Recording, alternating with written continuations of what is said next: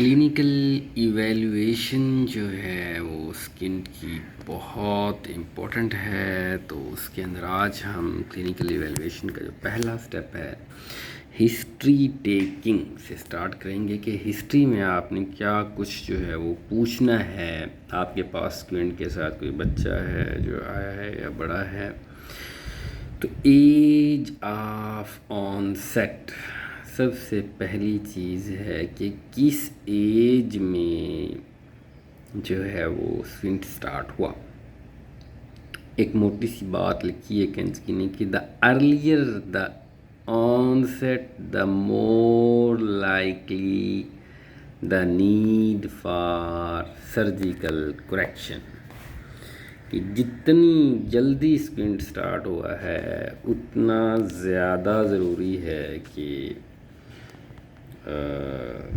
Early जो है वो उसकी जो है सर्जिकल करेक्शन लाजमी होती जाएगी। The later the onset the greater the likelihood of an accommodative component, mostly rising between 18 and 36 months।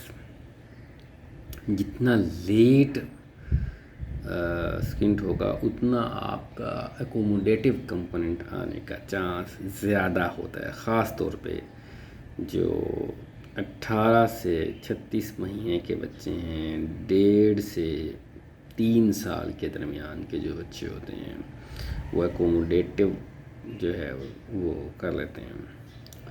The longer the duration of squint in early childhood the greater the risk of amblyopia.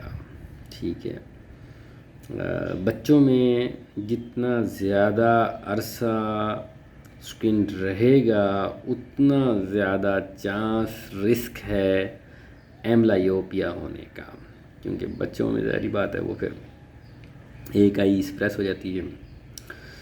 Unless fixation is freely alternating, यहाँ तक कि जो fixation है वो freely alternating हो जाए।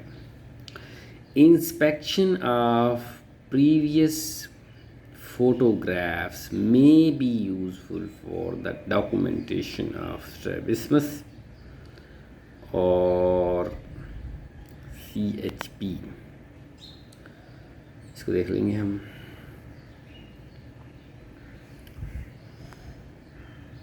Symptoms क्या हैं, क्या सिम्टम्स जो है वो आपको इसमें मिलेंगे, तो मे indicate decompensation of a pre-existing heterophoria or more significantly a recently acquired condition।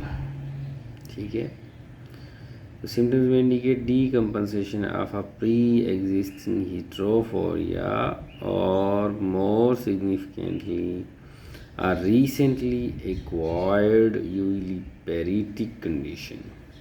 ठीक है, तो सिम्टम क्या शो कर सकते हैं, decompensation of a pre existing heterophoria की वजह से स्क्विंट हो सकता है, या रिसेंटली एक्वायर्ड कोई पेरिटिक कंडीशन भी हो सकती है। In a form the patient usually complains of discomfort, blurring and possibly diplopia of indeterminate onset and duration in comparison to the acquired condition with the sudden onset of diplopia।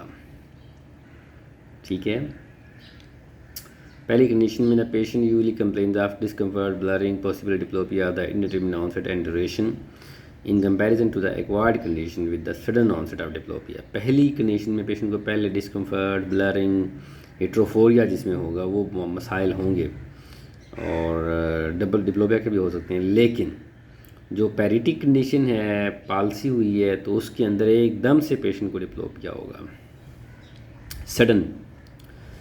आगे जी, the type of diplopia horizontal diplopia हो सकता है, cyclo vertical हो सकता है, should be established.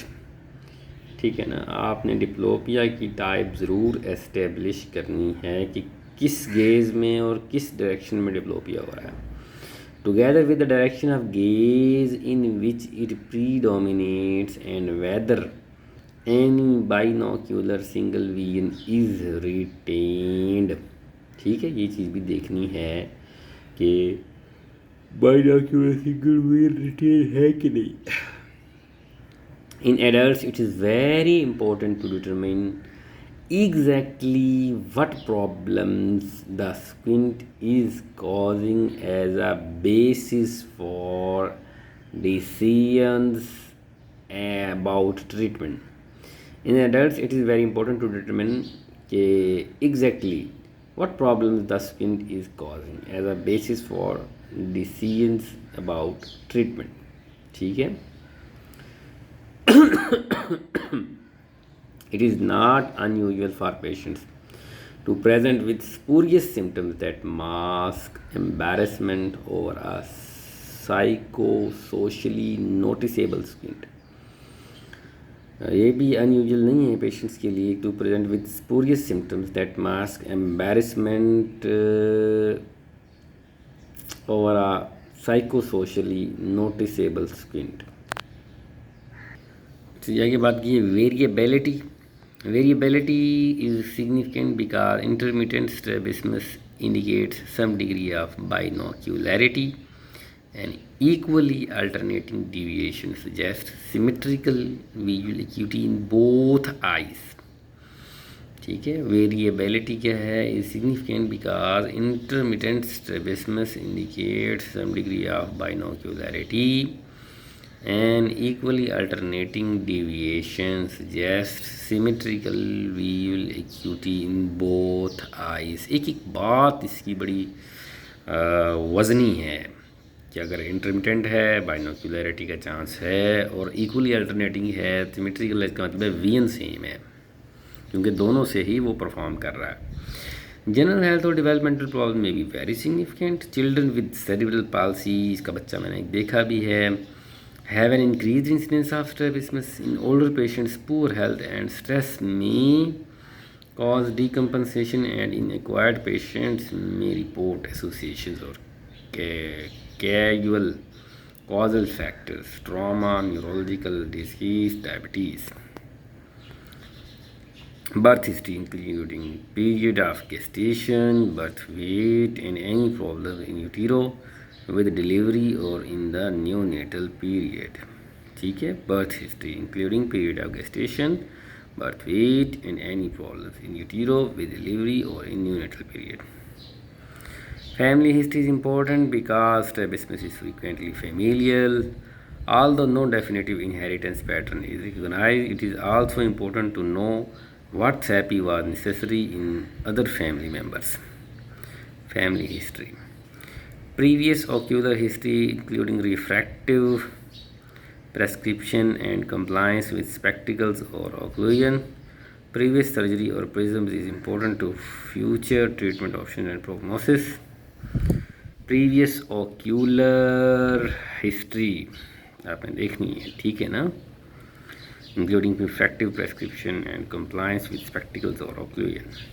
In children, the later the onset of eitropia, the greater the likelihood of an accommodative component to the deviation। Very, very good।